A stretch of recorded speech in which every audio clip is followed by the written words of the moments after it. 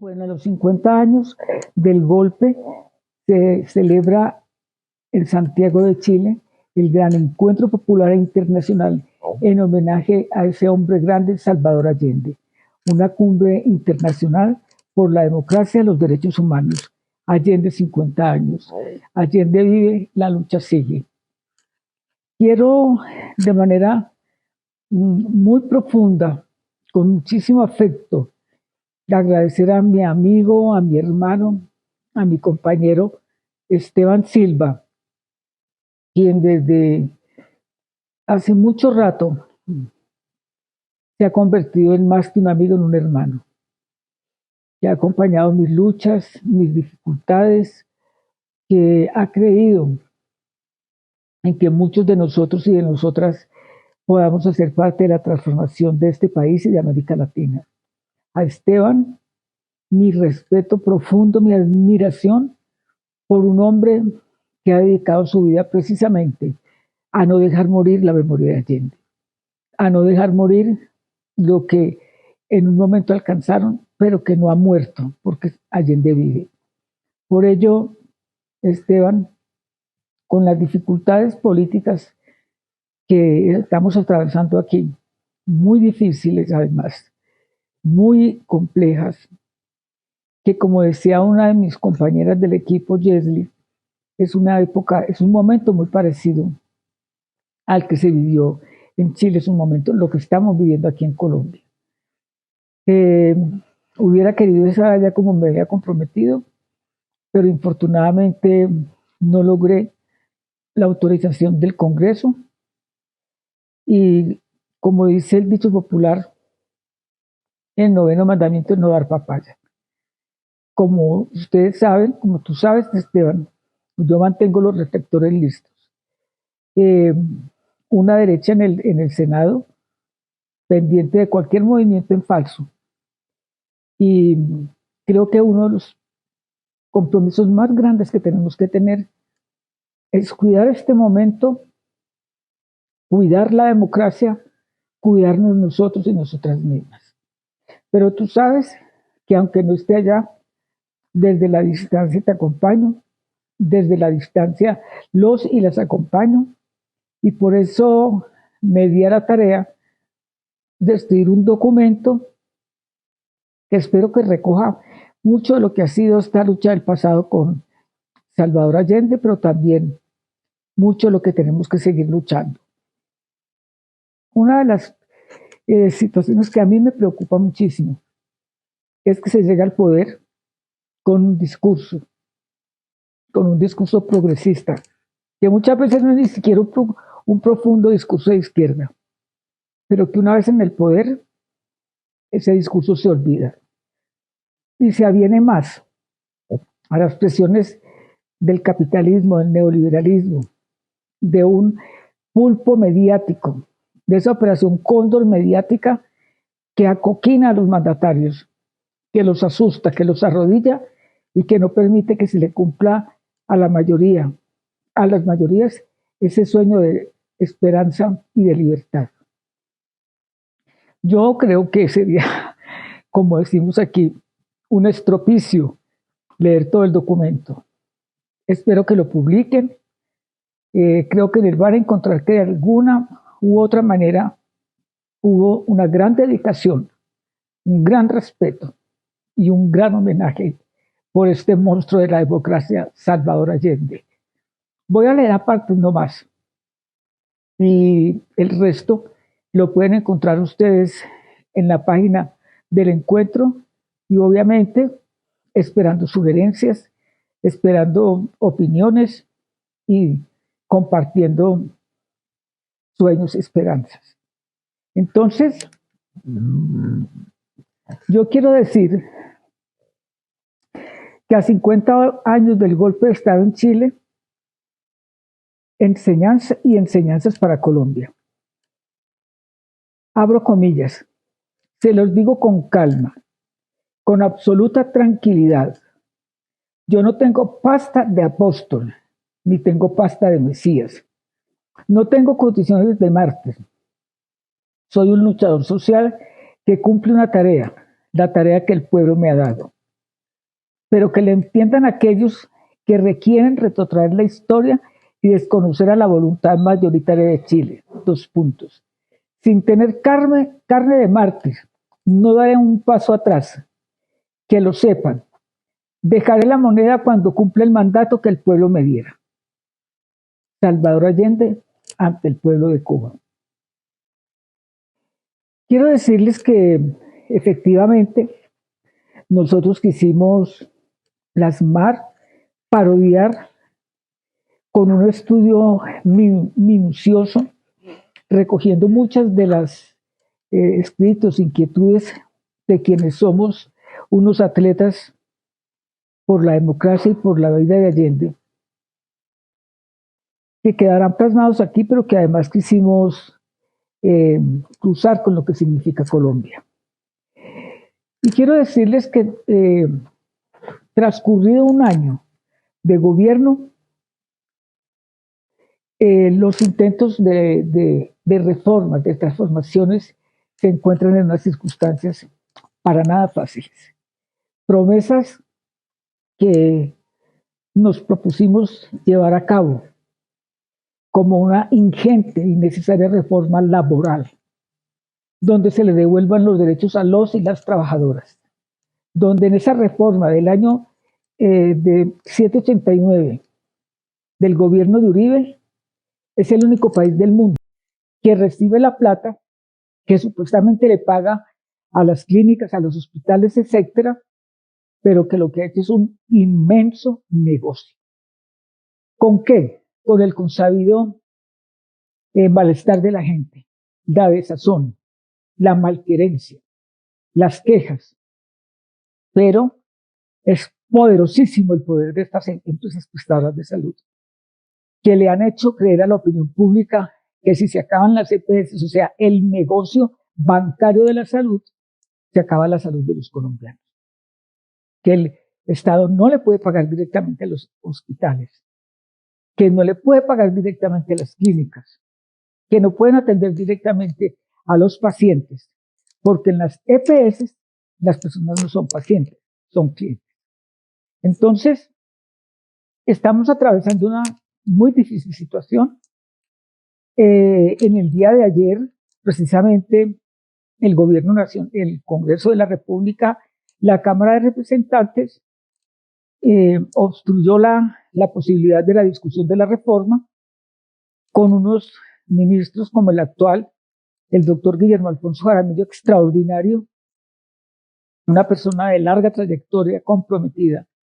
Y bueno, como todas las estrategias parlamentarias, se idearon una comisión supuestamente para poderse poner de acuerdo con todo el mundo, con todos los sectores, y prácticamente lo que quieren es reescribir una reforma a la salud al gusto y al estilo de ellos, es decir, no tocando lo que es el negocio de la salud.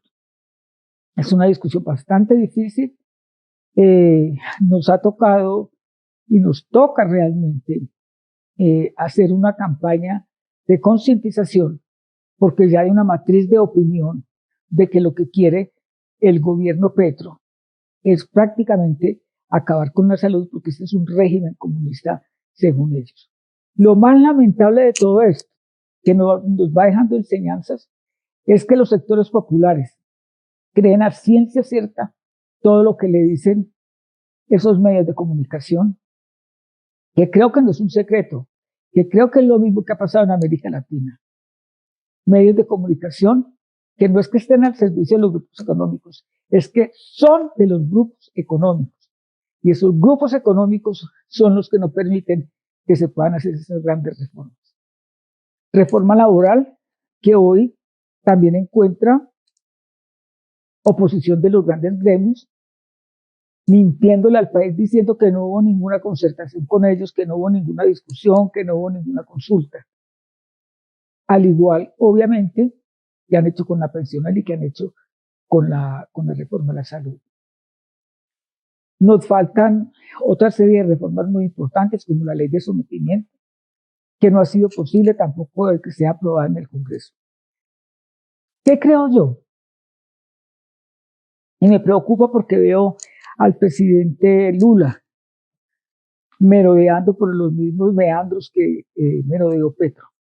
Al inicio del gobierno, durante el gobierno, llamaron a los sectores tradicionales, supuestamente, para que participaran en el gobierno, en la gestión de los asuntos que nos interesaban, con unas reformas que por ningún lado se iban a juntar porque son líneas paralelas. Una cosa piensa el neoliberalismo y otra cosa pensamos que creemos que el conducto, que la vía es hacia el socialismo, hacia el progresismo. Pues obviamente se fue dando el momento en que el mismo presidente se dio cuenta que por debajo de la mesa lo que le estaban haciendo era oposición. Sectores como Gaviria, que fue ministro de Salud, pero que también fue ministro de Educación y que fueron ministros del gobierno del presidente Santos, uno de los neoliberales más connotados de este país y más connotados de América Latina. Pues llegó un momento en que eso se tuvo que romper. ¿Por qué? Porque realmente eso no iba para ningún lado y lo que estaba cada vez más era poniéndole freno de mano a las reformas. Esa convocatoria, ese pacto, ese supuesto acuerdo nacional, que se convirtió en un pacto de canonjías, en un pacto de sinecura, en un pacto de élites, fue precisamente lo que dio al traste con la posibilidad de avanzar en esas reformas. Ya esos partidos tradicionales, representados por Gaviria, del Partido Liberal, por Vargas Lleras, de Cambio Radical, por Álvaro Uribe, del Centro Democrático, por todos esos sectores de la derecha tradicional que estaban muy contentos porque estaban disfrutando de la burocracia. Cuando el presidente decide romper, ellos deciden irse en oposición. Están haciendo un trabajo muy complejo porque en el Congreso muy difícilmente van a pasar las reformas. Y no van a pasar precisamente por ello, porque es que son acuerdos que tienen como punto fundamental preservar el capitalismo, no tocarlo. Es decir, tal vez como una bomba de chicle, alargarlo, pero jamás permitir la transformación. Yo quiero ser muy clara, muy honesta. Creo que esas reformas en el Congreso no van a ser posible de lograr. Y por eso yo creo que el acuerdo nacional no puede ser un acuerdo de élites. Tiene que ser un acuerdo popular con los negros, con los indígenas, con las mujeres, con los campesinos y campesinas, con los sectores populares e inclusive con empresarios y empresarias que tengan sentido de patria. Acuerdos repartidos por todo el país, consultados por todo el país a través de juntas, de asambleas populares, para que ese sea el gran acuerdo nacional. El gran acuerdo nacional no pasa por el Congreso de la República, definitivamente. El Congreso de la República no se quiere ni se deja transformar. Es más, tras de la discusión de la reforma, con unos ministros como el actual, el doctor Guillermo Alfonso Jaramillo, extraordinario, una persona de larga trayectoria, comprometida. Y bueno, como todas las estrategias parlamentarias, se idearon una comisión supuestamente para poderse poner de acuerdo con todo el mundo, con todos los sectores, y prácticamente lo que quieren es reescribir una reforma a la salud al gusto y al estilo de ellos, es decir, no tocando lo que es el negocio de la salud. Es una discusión bastante difícil. Nos ha tocado y nos toca realmente hacer una campaña de concientización, porque ya hay una matriz de opinión de que lo que quiere el gobierno Petro es prácticamente acabar con la salud, porque este es un régimen comunista según ellos. Lo más lamentable de todo esto, que nos va dejando enseñanzas, es que los sectores populares creen a ciencia cierta todo lo que le dicen esos medios de comunicación, que creo que no es un secreto, que creo que es lo mismo que ha pasado en América Latina. Medios de comunicación que no es que estén al servicio de los grupos económicos, es que son de los grupos económicos. Y esos grupos económicos son los que no permiten que se puedan hacer esas grandes reformas. reforma laboral que hoy también encuentra oposición de los grandes gremios, mintiéndole al país diciendo que no hubo ninguna concertación con ellos, que no hubo ninguna discusión, que no hubo ninguna consulta. Al igual, obviamente, que han hecho con la pensional y que han hecho con la reforma de la salud. Nos faltan otra serie de reformas muy importantes, como la ley de sometimiento, que no ha sido posible tampoco de que sea aprobada en el Congreso. ¿Qué creo yo? Y me preocupa porque veo al presidente Lula merodeando por los mismos meandros que merodeó Petro.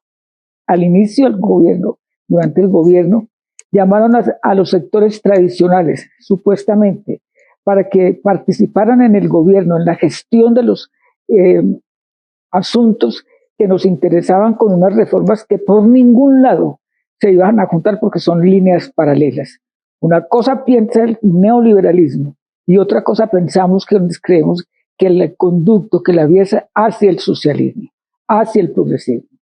Pues obviamente se fue dando el momento en que el mismo presidente se dio cuenta que por debajo de la mesa lo que le estaban haciendo era oposición. Sectores como Gaviria, que fue ministro de Salud, pero que también fue ministro de Educación y que fueron ministros del gobierno del presidente Santos, uno de los neoliberales más connotados de este país y más connotados de América Latina. Pues llegó un momento en que eso se tuvo que romper. ¿Por qué? Porque realmente eso no iba para ningún lado y lo que estaba cada vez más era poniéndole freno de mano a las reformas. Esa convocatoria, ese pacto, ese supuesto acuerdo nacional, que se convirtió en un pacto de canonjías, en un pacto de sinecura, en un pacto de élites, fue precisamente lo que dio al traste con la posibilidad de avanzar en esas reformas. Ya esos partidos tradicionales, representados por Gaviria, del Partido Liberal, por Vargas Lleras, de Cambio Radical, por Álvaro Uribe, del Centro Democrático, por todos esos sectores de la derecha tradicional que estaban muy contentos porque estaban disfrutando de la burocracia. Cuando el presidente decide romper, ellos deciden irse en oposición. Están haciendo un trabajo muy complejo porque en el Congreso muy difícilmente van a pasar las reformas. Y no van a pasar precisamente por ello, porque es que son acuerdos que tienen como punto fundamental preservar el capitalismo, no tocarlo. Es decir, tal vez como una bomba de chicle, alargarlo, pero jamás permitir la transformación. Yo quiero ser muy clara, muy honesta. Creo que esas reformas en el Congreso no van a ser posibles de lograr. Y por eso yo creo que el acuerdo nacional no puede ser un acuerdo de élites. Tiene que ser un acuerdo popular con los negros, con los indígenas, con las mujeres, con los campesinos y campesinas, con los sectores populares e inclusive con empresarios y empresarias que tengan sentido de patria. Acuerdos repartidos por todo el país, consultados por todo el país a través de juntas, de asambleas populares, para que ese sea el gran acuerdo nacional. El gran acuerdo nacional no pasa por el Congreso de la República, definitivamente. El Congreso de la República no se quiere ni se deja transformar. Es más, están ocurriendo hechos y situaciones tan complejas como que volver a que los congresistas, en lugar de dedicarse completamente al oficio para el cual nos eligieron, que es un oficio de alta nobleza, ahora vuelven a buscar con mentiras que se rebaje el sueldo, pero el problema, el asunto de fondo es que les permitan hacer negocios, es decir, que se puedan dedicar a hacer negocios que para completar el salario, es decir, hacer lobby. Y como se dice en el adagio popular, el que más saliva tenga, más hojaldre traga. Y por lo tanto, va a ser muy complicado y muy lamentable que uno de los asuntos estructurales, estructurantes de la reforma del 91, como fueron estos privilegios, parece mentiras que en el gobierno del cambio haya logrado volverse a esta circunstancia. Por eso pienso que se trata de un entramado muy complejo, un entramado de ministro de Educación y que fueron ministros del gobierno del presidente Santos, uno de los neoliberales más connotados de este país y más connotados de América Latina. Pues llegó un momento en que eso se tuvo que romper. ¿Por qué? Porque realmente eso no iba para ningún lado y lo que estaba cada vez más era poniéndole freno de mano a las reformas. Esa convocatoria, ese pacto, ese supuesto acuerdo nacional, que se convirtió en un pacto de canonjías, en un pacto de sinecura, en un pacto de élites, fue precisamente lo que dio al traste con la posibilidad de avanzar en esas reformas. Ya esos partidos tradicionales, representados por Gaviria, del Partido Liberal, por Vargas Lleras, de Cambio Radical, por Álvaro Uribe, del Centro Democrático, por todos esos sectores de la derecha tradicional que estaban muy contentos porque estaban disfrutando de la burocracia. Cuando el presidente decide romper, ellos deciden irse en oposición.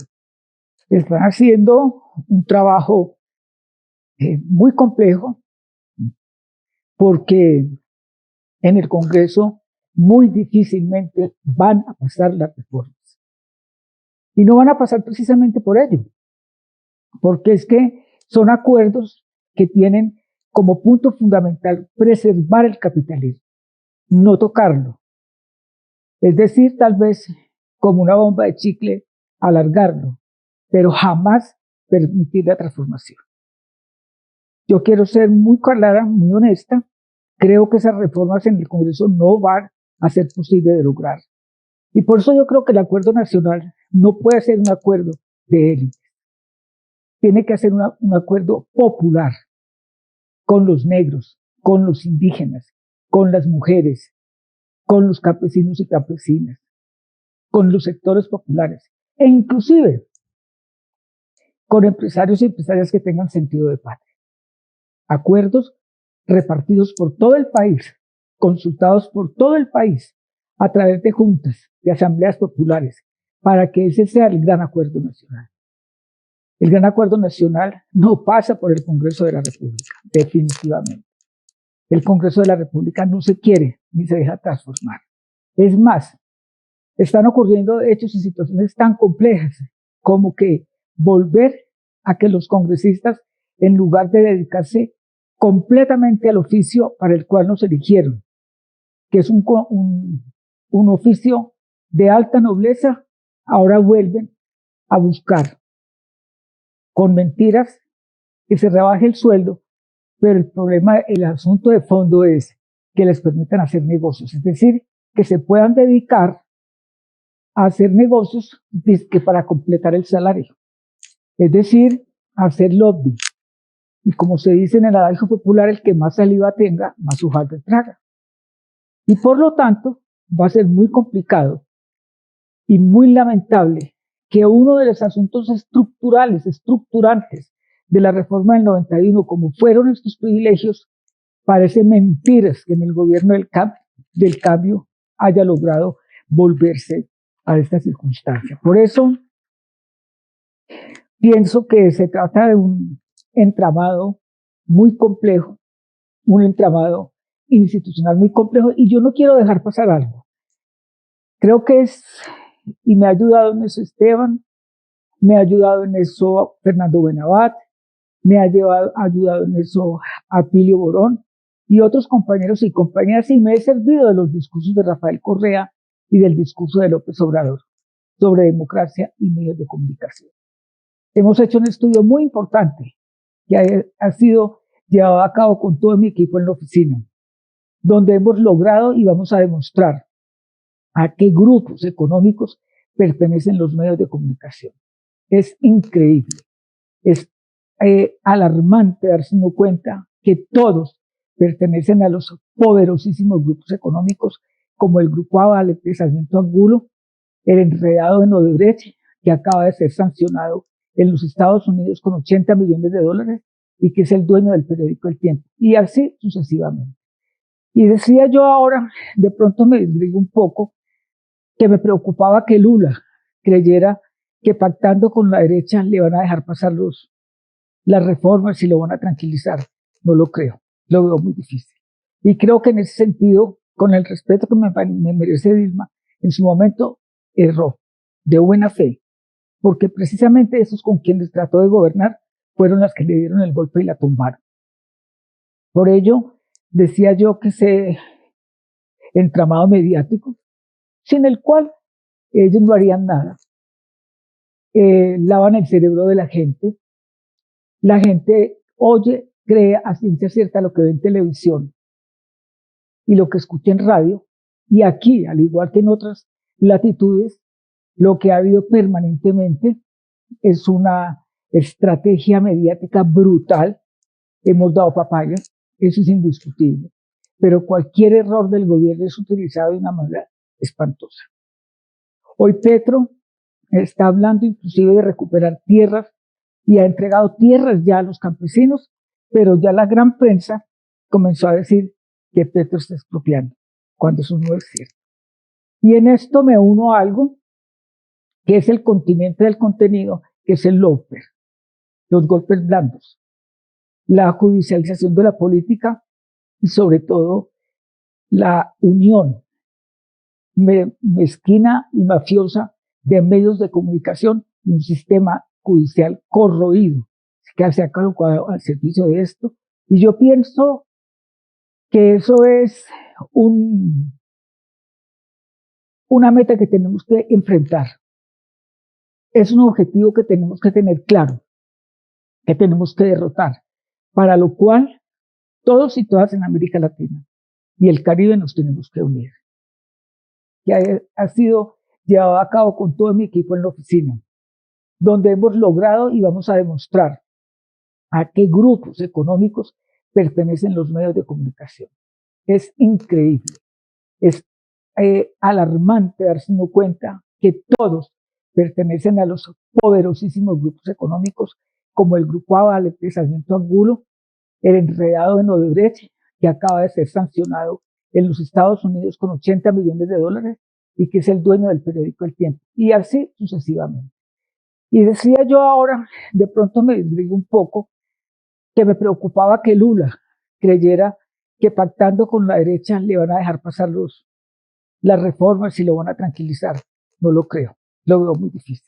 Y creo que en ese sentido, con el respeto que me merece Dilma, en su momento erró, de buena fe, porque precisamente esos con quienes trató de gobernar fueron las que le dieron el golpe y la tumbaron.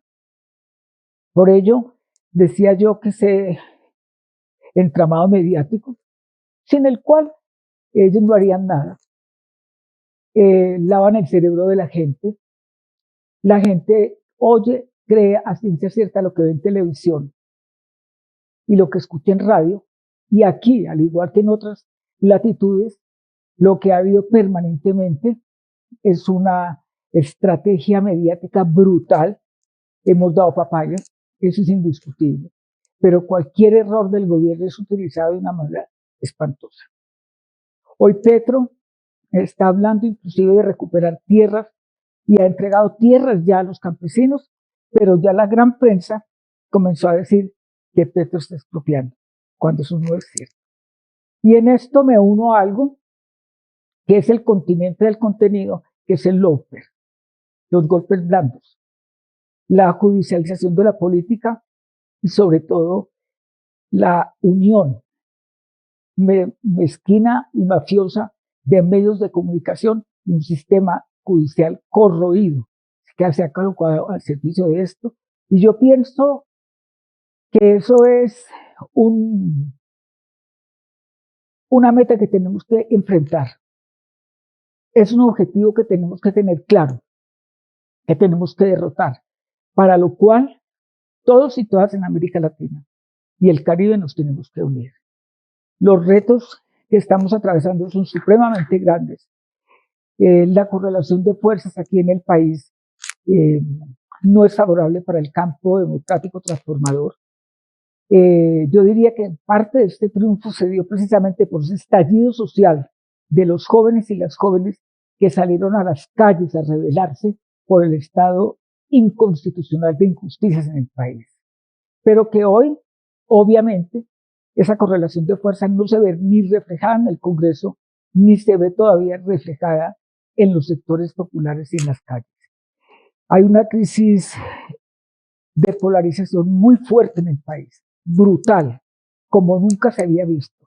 Obviamente, empujada por el hambre, por la desolación, por la pobreza, y en lo político, unas derechas muy sistemáticamente unidas, unas derechas muy cohesionadas, unas derechas con un discurso claro, contundente y que saben exactamente cómo golpear. Y hay un problema muy fuerte, y es la discusión de las izquierdas. Unas izquierdas que además, muchas unidas en el pacto histórico, están más preocupadas por obtener una personería jurídica que les permita hacer acopio de las bondades que da el sistema político partidista, que en unirse, que en enfrentar esta correlación de fuerzas tan nefastas y que están más dedicadas a lo electoral que realmente a lograr el objetivo de transformación y de cambio. Yo diría que popularmente hemos mordido el anzuelo. Están repartiendo personerías jurídicas a diestra y siniestra, porque el contentillo es los recursos, la autonomía. Aquí pensar en un PCV, con todas y las dificultades que tenga, es prácticamente imposible, porque nadie jamás se va a desprender de sus privilegios. Ningún grupo de la izquierda que lo tiene, lo ha tenido o lo acaba de tener, la va a entregar. Y eso, pues prácticamente lo que va a generar y lo que está generando es una inmensa dispersión.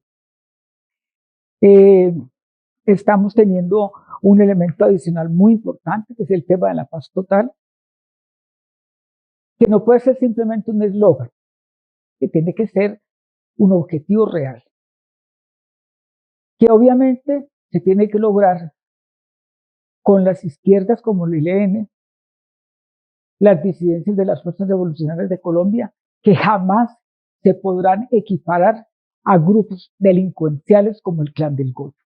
Una cosa es que el gobierno quiera aplicar una política de sometimiento para acabar con una brutal toma del Estado por parte de estos grupos delincuenciales, y otra cosa es que tengan sentido político. No lo tienen, no lo han tenido, no lo van a tener.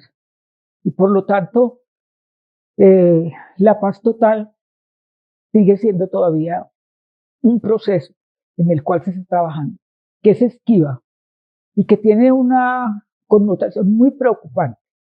Muchos de los firmantes del acuerdo de paz han sido asesinados. Muchísimos en el gobierno anterior, pero en este gobierno también.